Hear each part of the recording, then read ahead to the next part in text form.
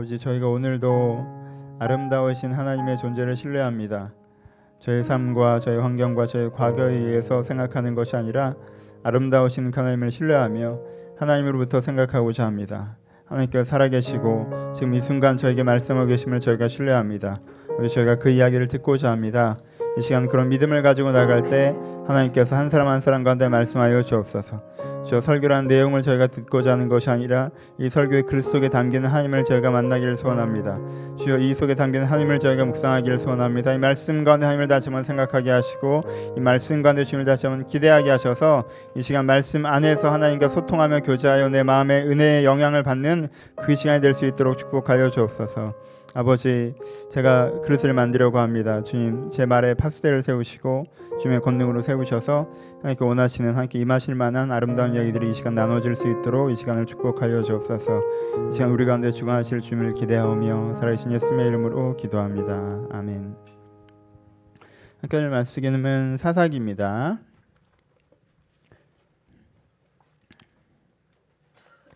사사기 7장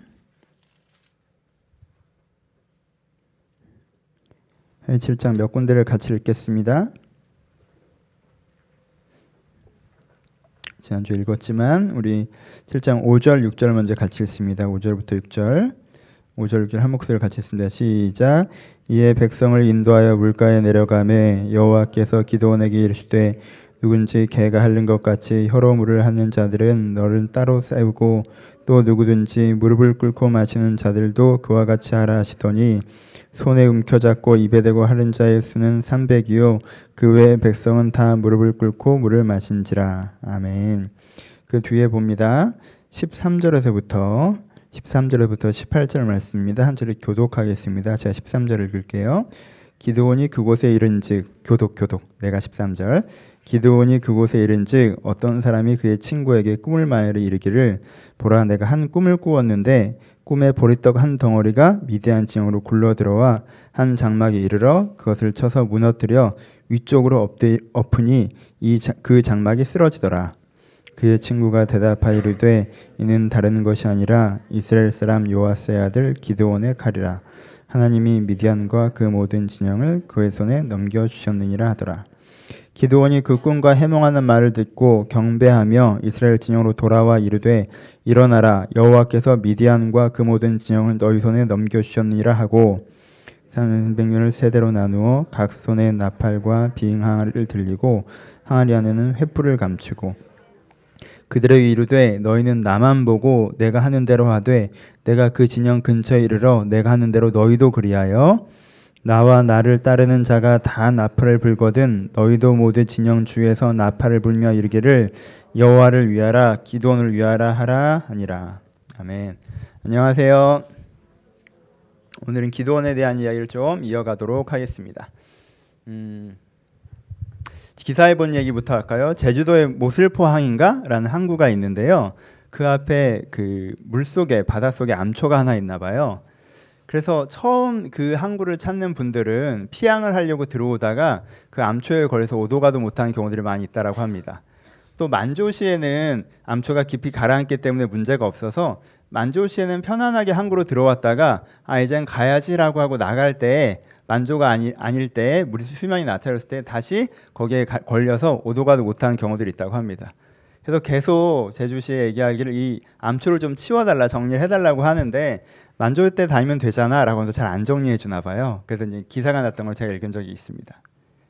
암초라고 하는 개념 우리한테 되게 낯선 개념인데 좀 옛날 영화에나 나오는 것 같은 개념인데 가까이에 우리가 실제 들어봤던 항구 앞에 암초가 있고 거기에 배들이 걸린다는 이야기가 저한테 좀 신기해서 인상 깊게 기억이 났던 것 같습니다.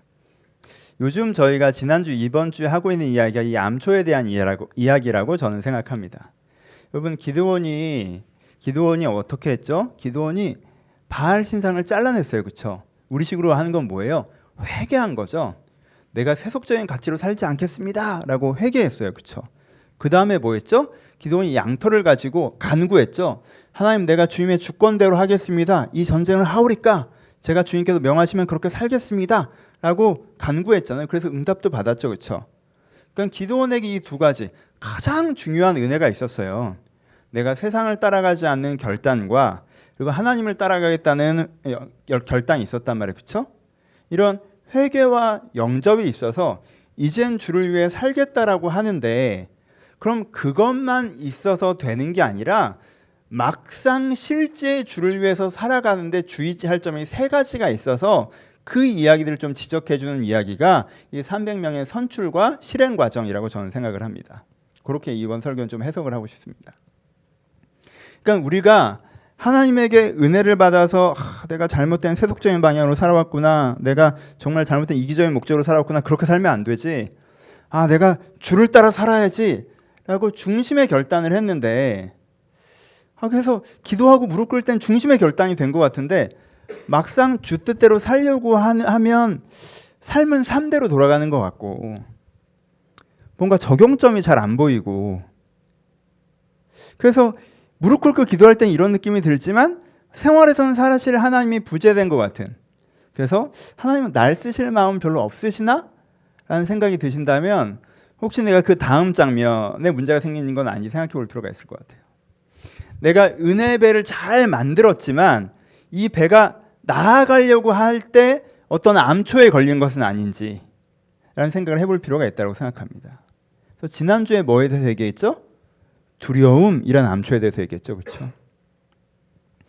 회개하고 영접하여 주를 따라가기로 했는데 난 이건 무서워서 안 할 거야 라고 하나님이 시키시는 것 중에서 내가 무서운 건 안 하기로 결정한 사람이라면, 난 무서워서 이건 할 거야, 난 인생의 불안함이 무서워서 이건 할 거야, 난 홀로 남겨지는 게 무서워서 이건 할 거야, 나는 지금 이 세상에서 내가 실패자가 될까 봐 무서워서 난 이건 할 거야 라고 그 두려움 때문에 무엇인가 하기로 먼저 결정해 버렸다면 하나님께서 내게 주시는 은혜와 사명은 그 두려움이라는 암초에 걸려서 오도 가도 못한 상황이 된다는 거예요. 아예 세속적으로 살지도 못하고 아예 주를 따라 살지도 못하고 거기에 걸려 있어서 사실 내 삶에 큰 영향을 주는 건 두려움이 되어버린다는 거죠. 그렇죠? 그래서 뭐가 필요하다고 그랬어요? 두려운 감정은 느껴야 하지만 감정은 감정이니까 감정은 뭐 하지 말라? 판단해서는 안 된다고 그랬어요. 그렇죠? 두려운 감정을 느끼셔야 돼요. 안 두려운 건 뭐가 고장난 거예요? 두려워야죠. 근데 두려운 것으로 판단해서는 안 됩니다. 그렇죠? 두려운 것의 일정을 결정해서는 안 돼요.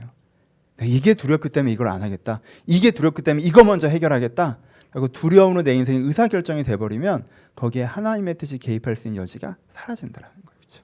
그래서 지난주에 이 설교를 나눴습니다. 오늘은 두 번째와 세 번째를 해봅시다. 두 번째, 우리가 영접하고 변화되어 주의 뜻대로 살아가고자 할 때 우리가 그 은혜의 바다, 정말 깊은 하나님 뜻대로 살아가는 삶으로 나아가지 못하게 하는 두 번째는 무엇이 있을까요? 첫 번째가 두려움이라면 두 번째는 상황이라고 이야기하고 싶습니다. 다른 표현, 좀 더 구체적으로는 상황 논리라고 이야기하고 싶습니다. 오늘 본문을 볼까요? 오늘 본문에 보면 좀 재미있는 장면이죠. 전 이 장면에 대해서 별로 좋아하지 않아서 여러 번 강조해서 설명을 드린 적이 있어요. 하나님께서 이렇게 물을 마시는 사람이 4,000명이면 4,000명을 데려가서 전쟁하지 않으셨을 거예요. 하나님은 딱 300명만 필요했어요. 그래서 그 물을 먹어서 300명만 출려낸 거다라는 점을 말씀을 많이 드렸는데, 그것과 함께 기억해야 되는 것이 하나님께서 300명을 제비 뽑아서 뽑지 않으시고 이를 물을 마시는 방식을 통해서 뽑으셨다는 건 그 행동에 담겨있는 선언적 메시지는 여전히 존재한다는 걸 기억하셔야 됩니다. 이 장면을 살펴봅시다. 300명을 추르시는데 맨 처음에는 두려운 사람은 집에 가라 라고 하셨고, 두 번째는 어떤 사람들은 데려가지 말고 어떤 사람을 데려가라고 하셨습니다. 그렇죠? 어떤 사람은 데려가지 말라고 하셨어요? 이 선언적 메시지의 첫 번째가 뭐죠? 좀 부정적인 표현이 나오죠. 개처럼 뭐 이렇게 표현하죠. 그렇죠? 그냥 얼굴을 받고 마시는 건 안 돼 뭐 이런 게 아니라 개처럼 이런 부정적인 표현이 나옵니다. 그렇죠?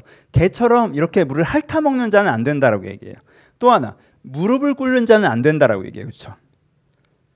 그 행동 자체가 특별한 의미가 있는 건 아닐 수 있어요. 하지만 이게 무슨 심리 게임처럼, 그렇죠? 무슨 우리의 성향 테스트처럼 이 두 가지에 갖고 있는 상징성은 뭐예요? 이 두 가지에 갖고 있는 상징성은 개처럼에 담겨 있는 것과 무릎을 꿇고에 담겨 있는 것은 그 사람의 어떤 자부심에 연결된 단어들이에요. 그렇죠?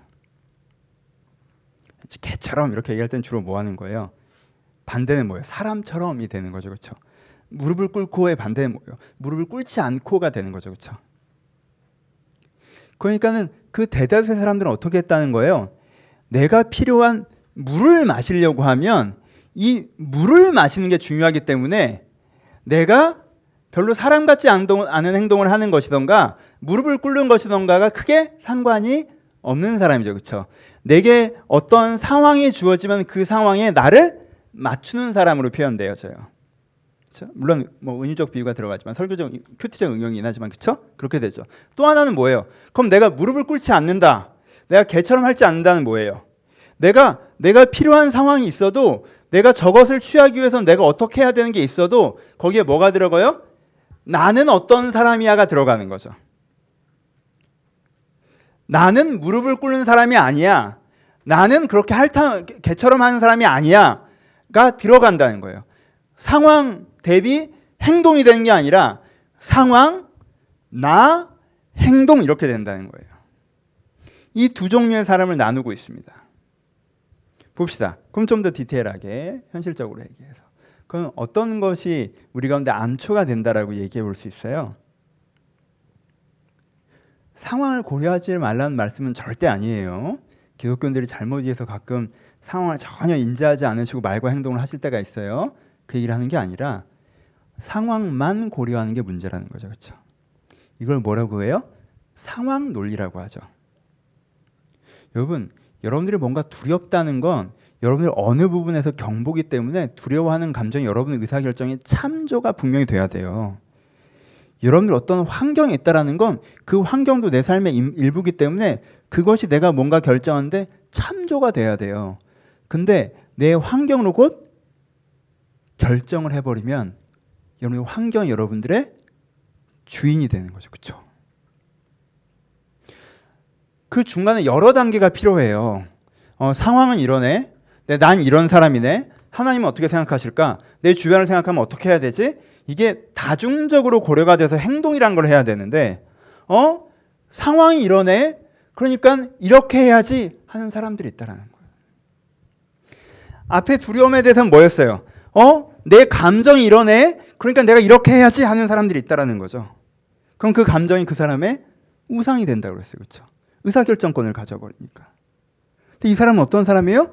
이 사람의 환경이 곧 이 사람의 우상이 되는 거죠. 왜요? 이 사람의 환경이 곧 이 사람의 환경이 이 사람의 의사결정권을 가져버리니까. 하나님, 내 자신 이런 걸 생각하지 않고 지금 환경이 이렇잖아. 그럼 내 입장에서 뭐 이렇게 할 수밖에 없지 뭐. 그럼 그렇지 않잖아요. 환경만 고려하면 그렇게 하는 게 맞을지 모르겠지만 그 다른 것들을 고려해야 되잖아요. 근데 환경 논리를 쓰실 때는 환경이 이러니까 그렇게 해야 된다라고 곧장 얘기해 버리는 거예요. 그렇게 환경 논리를 계속 쓰잖아요. 그러면요, 내가 지워져요. 그런 경험 있지 않으세요? 고등학교 때, 대학교 때 취업해서 이 공부해야 된다, 저 대학 가야 된다, 이런 직장 들어가라, 들어갔더니 이런 일 해라, 사람은 이렇게 대해라, 사회는 이렇게 살고, 재정관리는 이렇게 해라. 환경이 끝없이 주어지죠. 그 환경에 내가 설득되죠. 이런 환경이니까 이렇게 해야 되지, 저런 환경이니까 저렇게 해야 되지, 뭐 이건 내가 감당할 수밖에 없는 거고, 이건 내가 안 해도 되니까 안 해도 될 것 같고. 근데 그렇게 환경에 따라서 쭉 살다 보면 내가 달라져 있는 것을 볼 때가 있어요. 아니, 내가 지워져 있는 것을 볼 때가 있어요. 그럼 내가 그렇게 백지로 남아있느냐? 아니에요. 그 지워진 내 위에다 뭘 씁니까? 환경 속의 나를 나인 것처럼 씁니다. 난 이런 직업을 갖고 있는 사람이야. 난 이런 사회적 평가를 받고 있는 사람이야. 난 이만큼의 돈을 갖고 있는 사람이야. 그래서 이게 내가 아닌 것 같은데 나인. 그래서 상황이 요동치는 거에 따라서 상황이 좋아지면 굉장히 건방져지고 상황이 나빠지면 굉장히 초라해지는, 내가 환경에 그냥 끌려다니는 사람처럼 될 수도 있어요. 이런 사람에게 하나님께서 무엇인가 사명을 주셔도요, 하나님, 정말 전 세속적인 삶을 살고 싶지 않아요. 전 정말 주를 위해 살고 싶습니다. 전 그리고 두렵지 않아요. 근데 하나님 지금은 그럴 상황이 아니에요 라고 얘기하죠.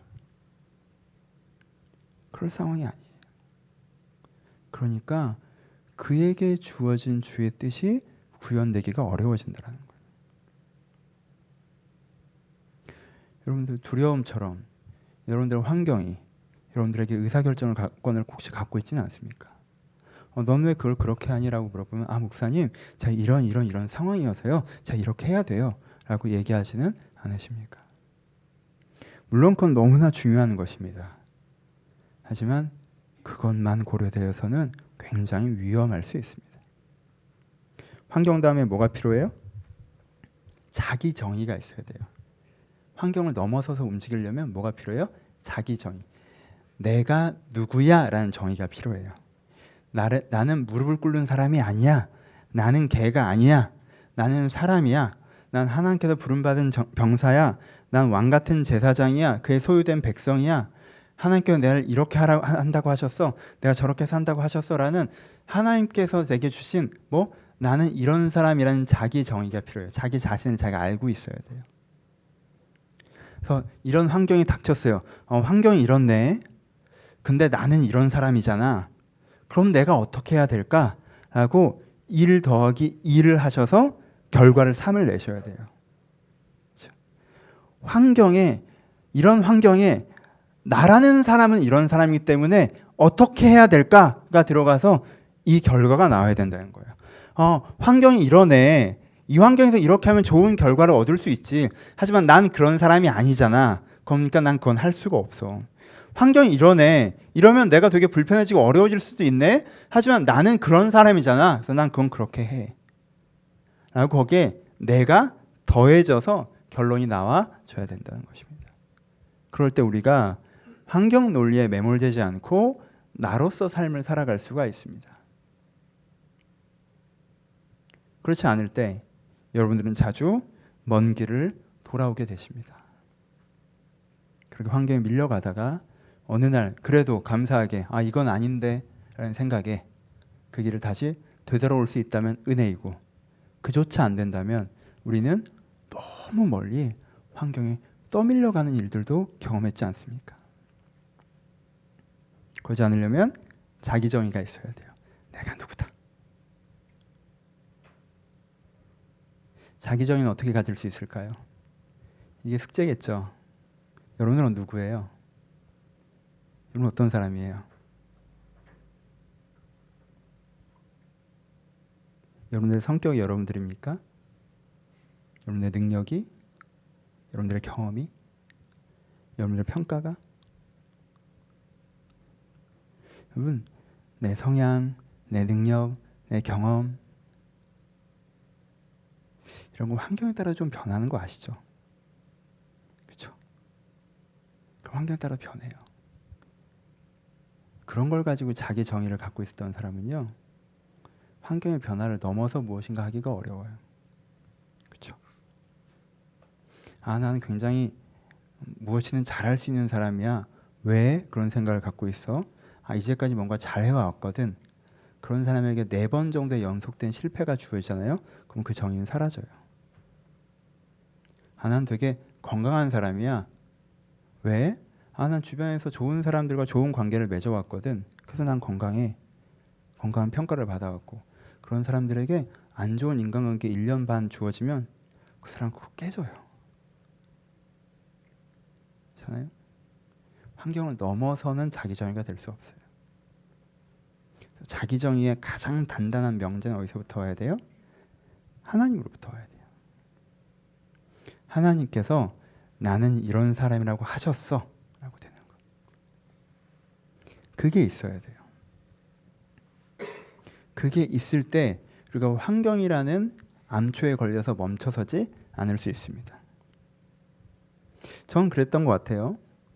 저는 여러 가지가 있겠지만 예전 어릴 때 하나님께서 저에게 너는 발을 씻기우는 자가 될 거야 라는 응답을 주신 적이 있어요. 20년이 다 돼가는 경험이지만 저는 그 경험을 깊게 기억하고 있습니다. 하나님께서 나에게 발을 씻기운 자가 된다고 하셨어. 딱 한 문장. 저희 개인적으로 프라이빗한 것도 있어요. 하지만 이 문장 정도로 쉐어해보죠. 이 문장을 갖고 있어요. 저는. 그래서 그래서 저는 그렇게 생각해요. 사람들이 나에 대해서 부정적인 평가를 할 때도, 나에게 사역의 기회가 주어지지 않을 때에도 그래도 나는 누군가에게 도움되는 삶을 살아갈 수 있는 사람이야. 아마도 목회 현장이겠고 목회 현장이 아니더라도 난 누군가에게 도움이 되는 삶을 살 거야. 그럼 된 거잖아. 라고 내가 건강하지 않은 평가를 받을 때 혹은 내가 사회적 삶의 기회를 잃어버렸을 때라도 이 문장이 나를 지켜주는 경우들이 있습니다. 그러니까 내가 이렇게 해야지. 목사라는 건 다른 사람의 발을 씻기우는 거야. 그러니까 내가 이렇게 해야지. 그러니까 내가 저렇게 해야지. 라고 하는 방향성이 세워준다. 지금 실제 나는 그걸 하기에 너무 지쳐있을 수도 있어요. 나는 그것보다 내가 지금 더 하고 싶은 좋은 기회에 매력을 느끼고 있을 수도 있어요. 그게 되어지기에 내 삶의 정황은 전혀 아무것도 안 되고 도움을 주기보다 도움을 받고 살기도 어렵게 보일 때도 있어요. 근데 환경이 어떻게 요동치는 것과의 상관없이 하나님은 나를 이런 사람이라고 하셨어 라는 정의 문장을 내가 가지고 있을 때 그걸 붙잡고 움직이는 사람, 내가 상황이 이렇지만 하나님께서 말씀하시기에 난 이런 사람을 그러셨어 라고 하는 걸 붙잡고 움직이는 사람은 이런 상황에서 그러면 이런 나는 어떻게 해야 될까로 인생의 답을 만들어갈 수가 있다는 거예요. 여러분들의 암초에 걸리지 않고 더 깊은 바다로 나아갈 수 있게 해주실 것입니다. 여러분 주로부터 오는 자기 정의를 가지셔야 돼요. 명확한. 기드온이 흔들렸을 때 무엇이 기드온을 지켰습니까? 그렇죠? 기드온이 흔들렸을 때 무엇이 기드온을 지켰죠? 자기가 처음에 거의 포도주 틀에서 타작하고 있을 때 하나님의 사람이 나와서 기드온에게 큰 용사요라고 얘기했던 그 말씀. 난 큰 용사라고 하셨어. 네가 이 나라를 구할 거라고 하신 그 말씀. 그렇죠?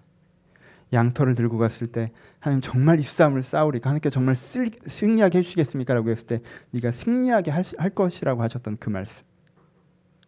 그리고 오늘도 읽었던 것처럼 또 두렵고 떨리니까 지난주 설교했던 것처럼 무서워하니까 하나님께서 미디안 진영의 꿈을 보여주시면서 꿈과 해몽을 들려주시면서 네가 이들을 물리칠 사람이야 라고 다시 한번 해주는 그 말씀. 하나님께서 내 상황은 전혀 아닌 것처럼 상대는 너무 세고 우리는 너무 약하고 몇 명 되지도 않고 이게 될 수 있을까 하는 그 환경에서 생각했으면 도망가야 정상이지만 그렇잖아요. 기드온이 환경에 사고를 하면 지금 도망갈 상황이잖아요. 근데 그런 것이 아니라 하나님께서 분명히 나를 큰 용사라고 하셨다 하는 그 자기 정의를 그가 가지고 있을 때 그가 흔들림 없이 거기서 행동할 수 있었고 그것을 통해서 그 인생의 결과를 만들어낼 수 있었다라는 거예요. 이게 두 번째. 세 번째로 갑시다. 사사기 7장에 보면 이 기드온이 행동하는 것에 있어서 이런 말씀을 할 때가 있어요. 첫 번째가 두려움이었고요. 두 번째가 상황 논리였고요. 세 번째가 제가 제목을 보시면 주관이라는 단어를 썼는데요. 본문을 좀 봅시다. 세 번째 암초는 주관입니다. 7장 17절에 보시면요. 기드온이 300명에게 이렇게 얘기합니다. 그들에게 이르되 너희는 나만 보고 내가 하는 대로 해라. 내가 하는 대로 너희도 그리해라 라고 얘기하고 계십니다. 여러분들 혹시 성경책에 이 문장에 밑줄 치신 분들 혹시 있으신가요? 전 별로 없을 것 같아요. 왜? 현대인들이 별로 좋아하지 않는 문장이에요. 여러분 어디 가셔서 딱 새로운 데 입사했는데 나 보고 나 하는 대로 해 하면 여러분 기분이 어떠실 것 같아요? 교회 와서 리더가 날 보고 내가 하는 대로 해 하면 기분이 어떠실 것 같아요? 우리는 그런 문장을 다 좋아하잖아요. 왜? 왜 내가 너 하는 대로 해야 되는데? 나만의 방식이 있을 것 같은데 나의 길이 있을 것 같은데 우리는 이런 거에 되게 익숙해요. 그렇죠? 시키는 대로 따라해 배워 이런 거 싫어해요. 왜? 우리는 주인공으로 길려졌기 때문에 그래요. 여러분은 다 주인공이에요. 스스로 생각하기. 그래서 우리는요 일을 할 때도 내가 주도를 하든가 비평을 하든가 하는 걸 좋아하지 내가 팀원으로서 함께 일하는 건 별로 좋아하지 않아요. 그런 건 억지로 해요. 내가 회사에서 만약에 주도하는 입장이 아니면 나는 회사에서 비평하는 입장에 서고, 그리고 끝나고 친구들 모임에서 내가 주도하는 입장이면 내 인생의 메인 무대는 그 친구 모임처럼 생각해요. 왜? 우리는 중간에 있는 걸 좋아하거든요. 우리는 주인공인 게 좋은 사람들이에요. 우리는 선명한 주관을 갖고 내 주관에 따라 뭘 하는 걸 기뻐하는 사람들입니다. 우리 세대는 특히 그래요. 그래서 뭔가 이해하려고 하고 배우려고 하는 걸 그다지 좋아하지 않아요. 봅시다. 근데요, 저는요, 저를 포함해서 정말 내가 세속적으로 살지 않겠습니다. 내가 정말 주를 따라가겠습니다. 내가 두려워하지도 않습니다. 내가 상황에 따라 흔들리지도 않습니다.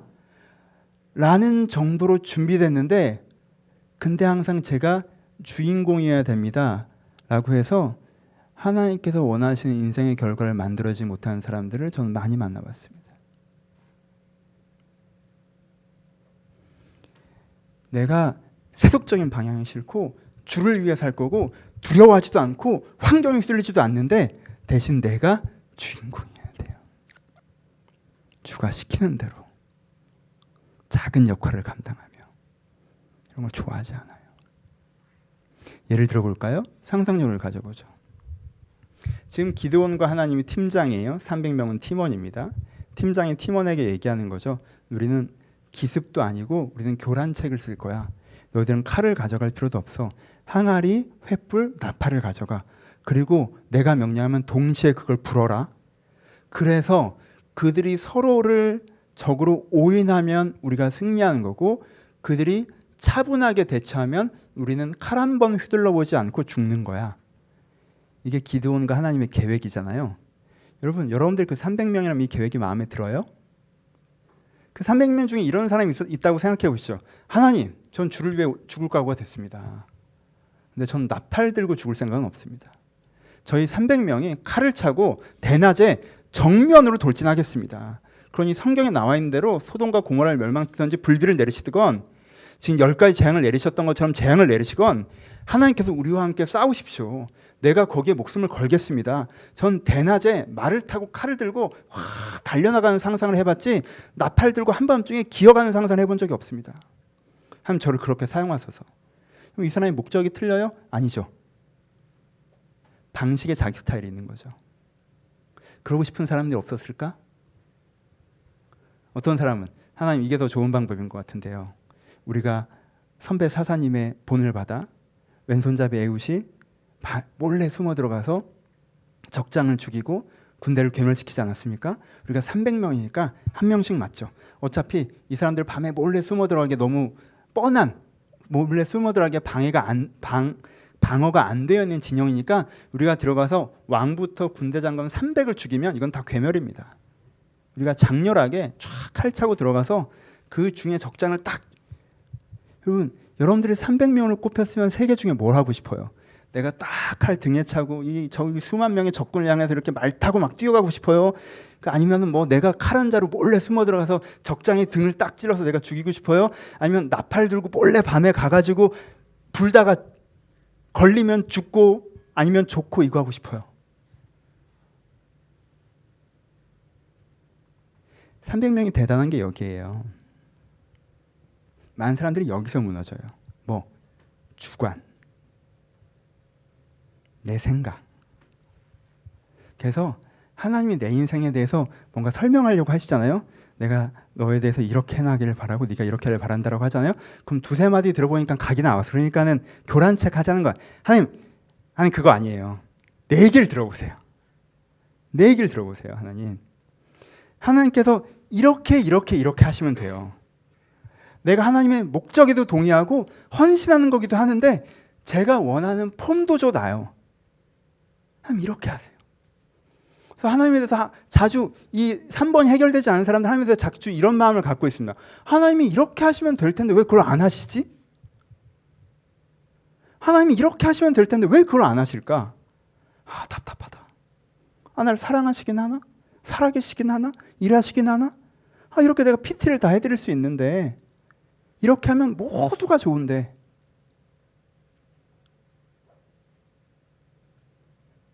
그래서 오도 가도 못합니다.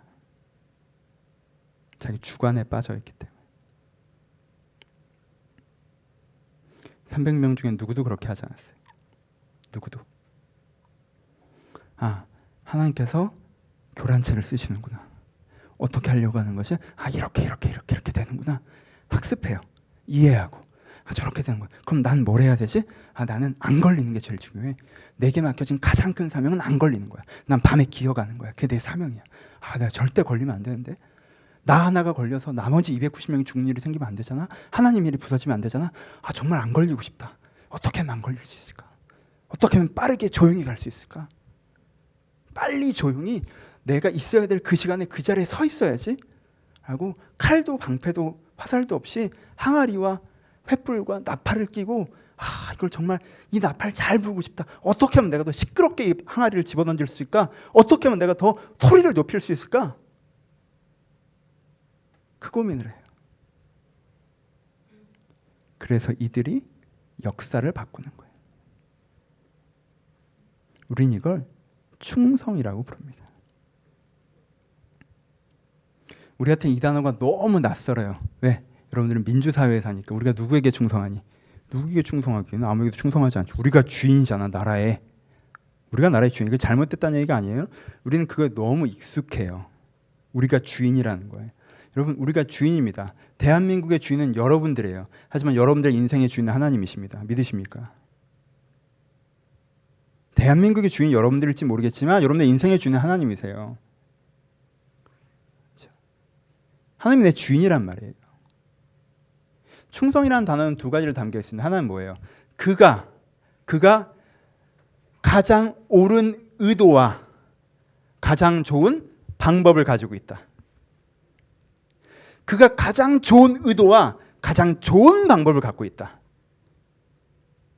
내가 그것을 숙지하고 행동하면 그것이 이루어진다. 이게 충성입니다. 그렇죠? 이게 충성이에요. 그가 가장 옳은 의도와 가장 좋은 방법을 가지고 있다. 근데 내가 그걸 잘 이해를 못하는 게 문제예요. 그러니까 내가 그걸 숙지해야 돼요. 배워야 돼요. 이해가 안 되면 다시 가서 물어봐야 돼요. 잘 못 가르치네 이렇게 얘기할 게 아니라 저건 아니야 라고 이렇게 얘기할 게 아니라 내가 이해를 못했다라고 생각하고 가서 물어봐야 돼요. 배워야 돼요. 숙지해야 돼요. 그리고 나서 내가 숙지한 대로 행동할 때 그 그림이 구현되어진다는 걸 믿는 게 충성이에요. 그래서 충성은 어디서 깨집니까? 충성은 주관에서 깨져요.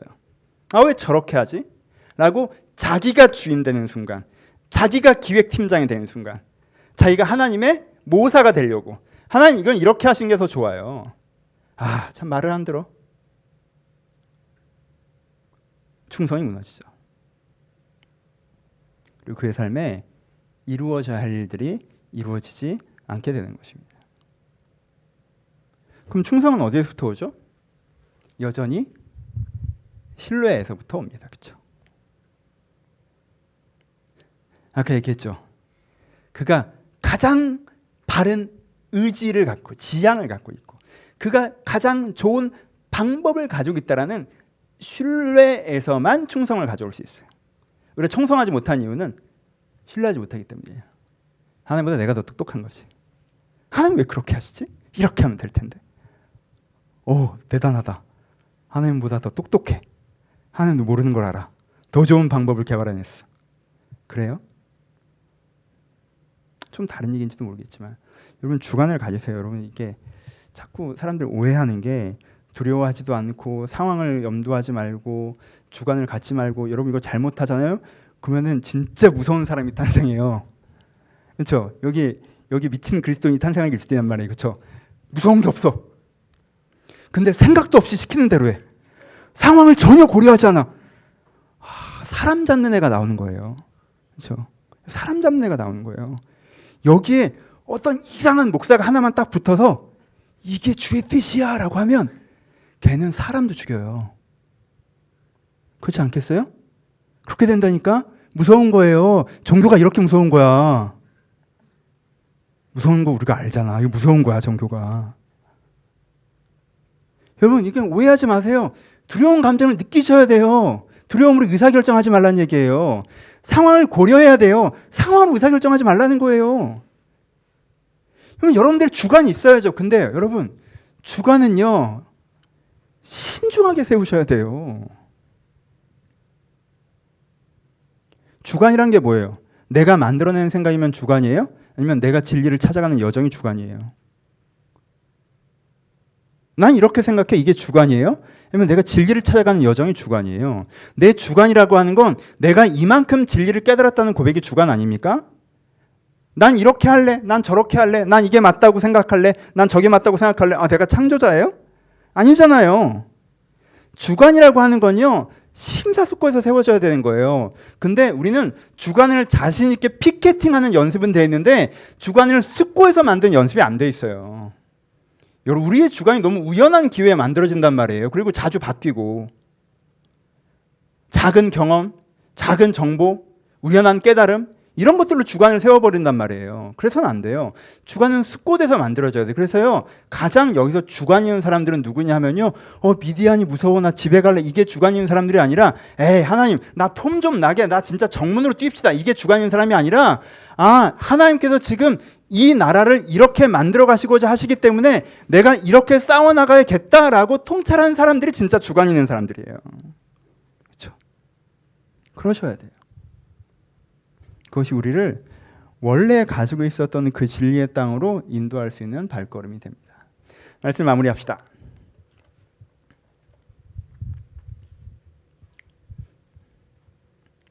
여러분들 1, 2단계는 되셨는데 3단계가 잘 안 되시는 분들 권면 드릴게요. 여러분 잘하고 계세요. 회개하고 주를 위해 살겠다고 결단하셨으면 그거 대단한 거예요. 여러분, 그건 그거 진심으로 안 되는 사람들 정말 많습니다. 정말 많아요. 여전히 세속적인 가치로 살고 싶고 자기가 잘 먹고 잘 살고 재밌고 신나게 사는 거에 관심 없는 사람들 많아요. 마음의 중심이 자기의 바알 신사를 자르지 않는 사람들 많습니다. 그런 사람들 많아요. 그렇죠? 그거 대단한 거예요. 내가 그렇게 살지 않겠다 이거 잘라낸 거 대단한 거예요. 그거 안 하셨으면 그거 먼저 하세요. 뭐 용기 이거 다 필요 없어요. 이거 먼저 하세요. 이거 안 잘린 상태에 이 얘기 잘못 들으면요, 여러분들의 욕심을 하나님께 의탁하면 된다라고 착각하세요. 여러분, 바알 숭상을 자르세요. 바알 숭배를 자르세요. 그게 잘려나가야 돼요. 그렇죠? 이게 먼저예요. 이게 안 된 상태에 이걸 얘기하면 내가 내 욕심을 두려움 없이, 내 욕심을 상황에 개의치 않고 내 욕심을 하나님께 의지하여 되면 된다라고 생각하시잖아요. 그건 아니지. 첫 단추가 안 껴졌잖아요. 그럼 세 번째 단추도 안 껴지는 거예요. 그렇죠? 바알을 잘라내셔야 돼요. 그리고 두 번째 뭐 있으셔야 돼요? 주권의 응답이 있으셔야 돼요. 주권의 응답. 내가 주를 위해서, 주께서 내가 이걸 원하시는구나까지 된 사람에게 이 세 가지 암초를 얘기하는 거지, 하나님께서 내 인생에 원하시는 게 뭔지 모르겠어요 라면 2단계를 먼저 하셔야죠. 여러분, 다 됐고 아직 싸우러 나갈 때가 아니니까 양털 올려놓으시고 기도하셔야 되는 거예요. 그렇죠? 양털 올려놓으시고 기도하셔야 돼요. 하나님, 정말 어떻게 하는 게 맞습니까? 주님께서 나에게 무엇을 원하십니까? 주인을 향한 기도를 드리는 게 2단계가 필요해요. 그렇죠? 근데 그게 되셨는데 자꾸 헛바퀴가 놓으시는 분들, 내가 눈 감고 기도했을 때는 하나님께서 나를 사용하신다고 하셨고, 눈 감고 기도하실 때는 하나님께서 나를 인도하신다고 하셨고, 눈 감고 기도했을 때는 내가 분명히 하나님의 사람이라는 응답이 있었는데 막상 삶에선 계속 헛바퀴가 도시는 것 같은 분들에게 말씀드린 게 오늘 설교예요. 그렇죠? 그런 분들에게 말씀드립니다. 여러분, 혹시 막상 하나님의 뜻대로 살려고 할 때 하나님의 뜻을 생각하기보다 내가 뭐가 두렵고 두렵지 않은 것, 내 상황이 어떻고 저떻게 된 것, 그리고 내가 갖고 있는 사고의 스타일, 이게 세 개가 버무려져서 이미 내 생각을 풀로 다 채우고 있지는 않습니까? 이 세 가지로 이미 의사결정과 생각이 다 끝나진 않아요. 이 세 가지가 섞인 것 자체로 복잡하게, 이게 내가 두려운데 상황을 보면 그렇게 해야 되고, 하지만 난 이렇게 하고 싶은데 저렇게 됐으면 좋겠고, 여기서 이미 얘기가 끝나버리진 않습니까? 그래서 하나님께서 어떻게 하시려고 했던 건 거기서 지워지고 있지는 않네요. 그러면 뭐가 되질 않는 거예요. 그렇죠? 그럼 공간을 만드세요. 여러분들은 마음과 생각 가운데 공간을 만드셔야 돼요. 하나님이 일을 하시게 하려면 하나님의 자리를 주셔야 돼요. 누굴 초대하려면 자리가 필요하지 않겠습니까? 그렇죠? 공간을 만드셔야 돼요. 내가 두려움으로, 내 환경으로, 내 어떤 주관으로, 내 스타일로 했던 생각들을 내려놓고, 하나님이 나한테 이렇게 했으면 좋겠어. 내 지금 상황이래. 난 이게 무서워. 이런 걸로 주는 생각들을 벌리시고, 그 중간에 근데 하나님께서 나한테 뭘 하라고 하셨지? 라고 하는 공간을 만드셔야 돼요. 그렇죠? 두 가지가 필요해요. 결론. 하나는 신뢰의 귀 기울임이 필요해요. 그렇죠? 신뢰의 귀 기울임이 필요해요. 두려움이나 환경이나 내가 내 주관에 빠지지 않으려면요, 여러분 하나님을 신뢰하셔야 돼요. 믿으셔야 돼요. 그렇죠? 하나님을 믿기 때문에 내가 하나님께 귀 기울이는 것이 필요해요. 하나님, 지금 하나님께서 나에게 무엇을 하라고 하십니까? 라는 것에 귀 기울이셔야 돼요. 난 너무 덥다고 히터 좀 끄면 안 될까? 민영아. 하나님께서 지금 나에게 뭐라고 말씀하시는 거, 그러니까 지금 나에게 원하시는 것이 무엇인가에 귀 기울이실 수 있으셔야 합니다. 여러분, 하나님께 귀 기울여야지. 하나님, 저 지금 직장 문제 걱정해요. 요거 어떻게 생각하세요? 나 지금 연애 문제 걱정해요. 요거 어떻게 생각? 하나님 의견을 반영하겠으니까 얘기를 좀 해봐. 그거 아니에요. 그게 무슨 귀 기울이는 거예요? 필드를 하나님께서 정하셔야죠. 난 지금 너의 이 부분에 대해서 이야기하고 싶다 하는 것에 귀 기울이세요. 난 너의 이 부분에 대해서 이해하고 싶다 하는 것에 여러분들 귀를 기울이셔야 돼요. 그리고 그 벽돌을 집으세요. 불안감을 내려놓으시고. 내가 지금 기도할 때다. 내가 지금 내면을 다스릴 때다. 내가 지금 다른 생각 안 하고 이 직장에서 열심히 일할 때다. 내가 지금 이 사람을 놓을 때다. 이 사람을 잡을 때다. 하나님께서 다른 거 말고 기도만 하라고 하시는구나. 내가 지금 생각을 고쳐야 되는구나. 아니, 내가 지금 회개해야 되는구나. 하나님께서 벽돌 하나를 주신단 말이에요. 그 벽돌을 잡으세요. 그렇게 하나님께서 여러분의 손에 쥐어지는 벽돌을 잡고 그 벽돌을 쌓아가면요, 거의 집이 지어집니다. 근데 그 벽돌을 들고도, 아니 지금 이게 문제가 아니라 집에 창문이 있어야지. 지붕은 어떻게 할 건데? 난 이런 집이 싫다고요 라고 하면 하나님이랑 집 지을 생각하지 마세요. 가서 혼자 지으세요. 하나님과 내 인생의 집을 지어가고 싶으시면요, 도면도 하나님이 갖고 계시는 것이고요, 실행 과정의 감독도 하나님이 하시는 거고요, 내가 주님과 함께 동참하는 거예요. 그래야지 집을 지을 수 있어요. 신뢰하셔야 집을 지을 수 있어요. 주를 신뢰하시는 가운데 하나님께서 오늘 내게 벽돌을 주신다면 그 벽돌 하나 들고 믿으십시오. 하나님께서 분명히 여기 하나님의 집을 세우실 것이다. 내가 보기엔 지금 내 인생이 이게 그렇게 중요하지 않아 보일지 모르겠지만 이 하나하나가 쌓여져서 분명히 하나님의 집이 여기에 세워질 것이다. 내 인생 가운데, 내 세상 가운데 하나님께서 분명히 그렇게 하실 것이다. 하나님께서는 그러신 분이시고 오늘 나에게 그걸 시키시고 계시니까 내가 믿음으로 그것을 먼저 하시는 것이 필요합니다. 그렇죠? 그 외에 여러분들이 복잡하고 막 응답되지 않고, 그럼요, 여러분 일단 여러분 생각대로 진행하세요. 그것보다 이게 더 중요한 거예요. 그건 그것대로 하시고요. 아직 거기에 대해서는 분별이 안 되신다면 내 계획, 욕심 그런 거 다 담아있고 하나님 뜻을 구해봐야 그거 여러분 알아듣기도 어려우니까 그건 놔두시고 여기서부터 쌓아가시는 게 필요해요. 그때 거기 하나님의 집이 지어질 것입니다. 신뢰의 귀 기울임이 우리 가운데 꼭 필요합니다. 그렇죠? 신뢰의 귀 기울임은 다른 표현을 뭐예요? 귀 기울임을 통한 방금 전 이미 얘기한 행동으로 연결되어진다는 거예요. 그럴 때 우리가 먼 바다로 나갈 수가 있습니다. 아십시다. 여러분, 암초 위에 걸려있지 않으십니까? 암초 위에 걸려있지 않으십니까? 이러지도 저러지 못하고 있지 않으세요? 세속적으로 살지도 못하고 주를 위해 살지도 못하고 두려움에 딱 걸려서, 상황에 딱 걸려서, 내 주관에 딱 걸려서 이러지도 저러고 있지 못하고 있지 않으십니까? 여러분, 거기서 배를 띄워야 합니다. 거기서 빠져나오셔야 돼요. 그 암초에서 빠져나오셔야 돼요. 어떤 경우에라도 내 주관대로, 내 감정대로, 내 상황대로 생각하지 마세요. 거기 하나님의 음성을 들으시는 게 필요해요. 그렇죠? 우리가 그러고자 할 때, 그렇게 벽돌을 들을 때 하나님께서 여러분들의 인생의 집을 세우실 거예요. 오늘 그런 작은 출발의 시간이 되는 시간이 되시길 주님의 이름으로 축원합니다. 우리 같이 기도하시겠습니다. 뒤에 불을 좀 꺼주시고요. 오늘은 기도합시다. 한번 들여다보세요. 한번 들여다보시길. 여러분들은 어떤 암초가 있습니까? 어떤 암초가 있으신 것 같아요? 감정이에요? 감정대로 자꾸 결정하세요? 왔다 갔다 하세요? 기분 좋은 날은 막 이러다가 기분 나쁜 날은 막 저러고. 상황이에요? 상황이 좋아지면 하나님께 나랑 함께 하시고 축복받았다 그러고, 상황이 좀 나빠지면 하나님께 나를 저주하여 버리셨다 그러고. 상황이에요? 여러분들의 주관이에요? 하나님, 내가 주 뜻대로 살게요. 근데 내 방법으로 하세요. 내가 주를 위해서 하겠다는데 왜 이렇게 안 하세요? 하나님, 이렇게 하시면 되잖아요. 왜 이걸 안 하시는지 모르겠네. 주를 가르치십니까? 여러분, 겸손하셔야죠.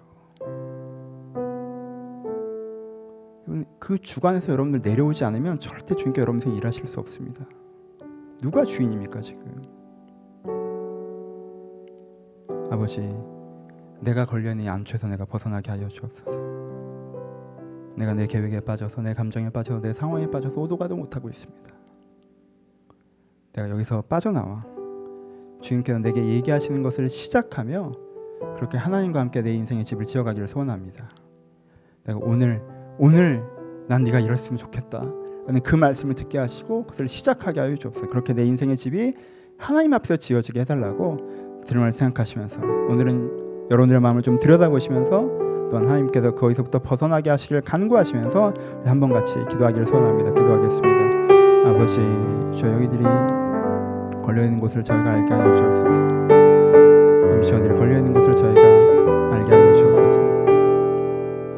아버지, 주여, 저희가 걸려있는 곳을 저희가 알게 하여 주옵소서. 아버지, 주여, 저희가 걸려있는 곳을 저희가 알게 하여 주옵소서. 아버지, 저희들이 걸려있는 것을 저희가 알게 하여 주옵소서. 아버지, 저희들이 걸려있는 것을 저희가 알게 하여 주옵소서. 아버지, 저희들이 걸려있는 것을 저희가 알게 하여 주옵소서. 아버지, 저희들이 걸려있는 것을 저희가 알게 하셔서 거기에 계속 매여있는 것이 아니라 그것으로부터 벗어날 수 있도록 우리를 축복하여 주옵소서.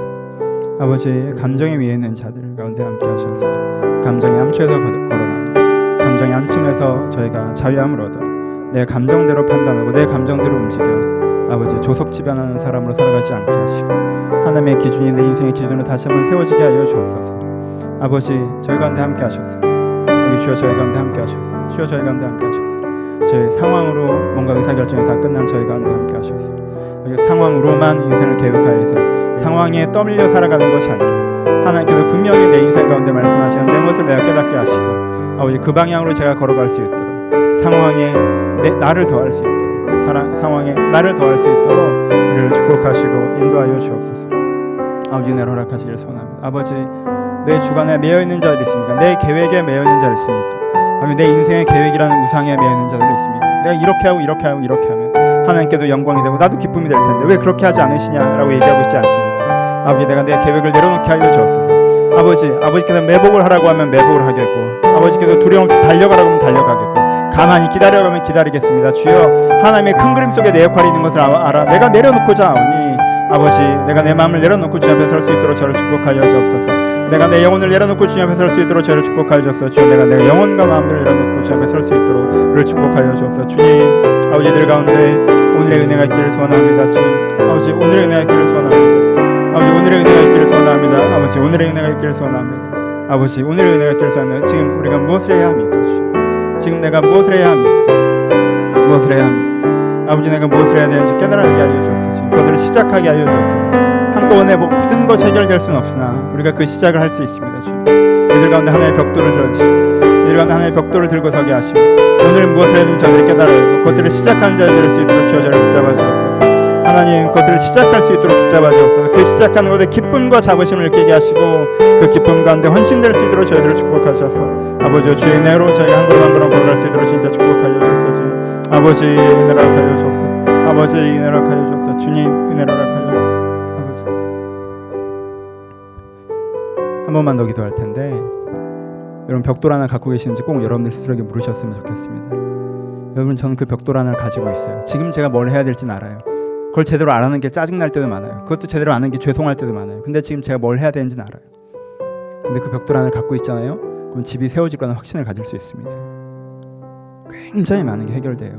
하나님께서 지금 나에게 무엇을 하시라고 하신다는 걸 우리가 확실히 알게 되면 여러분, 그것이 있으십니까? 하나님 여러분들에게 회개하라고 하십니까? 하나님 여러분들에게 기도하라고 하십니까?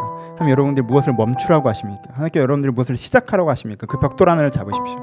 이걸 해서 뭐래가 아니에요. 그걸 함으로 모든 게 시작되는 거예요. 그렇죠? 그것이 있으셔야 돼요. 아, 내가 그래, 나 감정적으로 판단하는구나, 내가 상황에 따라 판단하는구나, 내 주관에 매여 있구나. 그럼 그것만 알고 돌아가서 나에게 무슨 변화가 있습니까? 아무런 변화도 없습니다.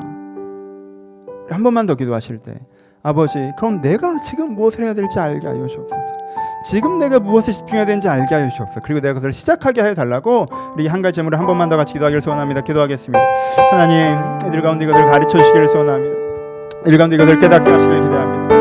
아버지, 제가 무엇을 해야 될지 알지 못하고, 아, 내가 이런 문제가 있었네요 라는 무슨 심리치료, 내가 무슨 상담, 내가 무슨 테스트 받은 것처럼 돌아가는 것이 아니라, 아니, 문제를 인지만 하고 끝나는 것이 아니라, 주여, 저희 가운데 정말 하나님께서 나에게 무엇을 하기를 원하시는지, 내가 시작해야 되는 벽돌 하나가 무엇인지, 내가 두려워하지 않는 것에 출발해야 되는 것인지, 내가 잠잠하는 것에 출발해야 되는 것인지, 신뢰하는 것에 출발해야 되는 것인지, 내가 가져야 되는 내 마음과 내 행동에서 내가 가져야 될 그것들을 내가 받게 하여 주옵소서. 내 가운데 그 벽돌이 필요합니다. 주님, 내가 하나님께서 이 벽돌 하나하나를 모으셔서 주님의 집을 지으시겠구나, 내가 이것을 잘 올리면 하나님께서 다음 벽돌을 주실 것이고, 그것도 잘 올리면 그 다음 벽돌을 주실 것이고, 이렇게 하나님께서 분명히 하나님과 함께 내 인생의 집을 쌓아가게 하시겠구나 라고 저희가 신뢰하며 하나님께 간구하며 그 은혜를 받아 누릴 수 있도록 저희를 축복하여 주옵소서. 하나님, 저희가 그곳에 가기를 소원합니다. 저희가 그 은혜를 받기를 소원합니다.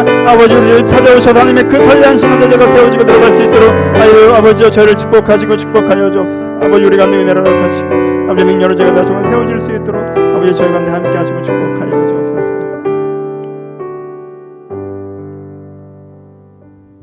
아버지, 삶이 참 자극적입니다. 두려운 것도 많고 상황도 복잡하고, 제가 똑똑한 사람에서 여러 가지 계획들과 대안들이 또 제 머리들을 가득 채웁니다. 아버지, 그래서 내 머리에, 내 마음에 틈이 없음을 주 앞에 고백합니다. 이 많은 두려운 것들과 이 복잡한 환경들과 그리고 내 안에 샘솟는 이 하나 쓸데는 없지만 끝없이 만들어지는 대안들 때문에 주여, 제 마음에 틈이 없사오니 아버지, 내 안에 내가 하나님의 자리를 만들게 하여 주옵소서. 내 안에 하나님의 자리를 만들게 하여 주옵소서. 내 안에 내가 너무 많은 것이 아니라 내 마음을 비우고, 아버지, 그런데 주님은 어떻게 생각하십니까? 그런데 주님은 어떻게 생각하십니까? 하나님께서는 지금 내가 무엇을 하길 바라십니까? 라고 주님을 다시 한번 신뢰하며 주님을 붙잡고 주님께서 원하시는 그 일을 시작할 수 있는 저희들이 될 수 있도록 축복하여 주옵소서. 저희가 그렇게 벽돌 하나를 들고 설 때, 지금 볼 땐 이것이 아무것도 아닌 것 같지만 분명히 이 과정을 통해 주님께 내 인생의 집을 세워나가실 것인데, 하나님의 비전을 저희가 신뢰하며 하나님과 함께 그 일을 시작할 수 있도록 한 사람 한 사람 축복하여 주옵소서. 주님, 무엇을 해야 할지 알지 못하는 자들이 간절히 기도하게 하시고, 지금 하나님께서 내 인생에 무슨 관심이 있으신지 하나님과 관계가 단절해서 그것조차 잊어버린 자들이 간절히 기도하게 하시고, 이를 주님 앞에 그 벽돌 한 장을 찾아 하나님과 함께 인생의 집을 지어갈 수 있도록 축복하여 주옵소서. 이제 우리 주 예수 그리스도의 은혜와 하나님 아버지의 사랑하심과 성령님의 교통하심이 이 복잡하고 자극적인 세상 속에서도 여전히 주님을 신뢰하며 하나님과 함께 인생의 집을 지어가기로 결정한 모든 신명 가운데 이제로부터 영원토록 함께 있을지어다. 아멘.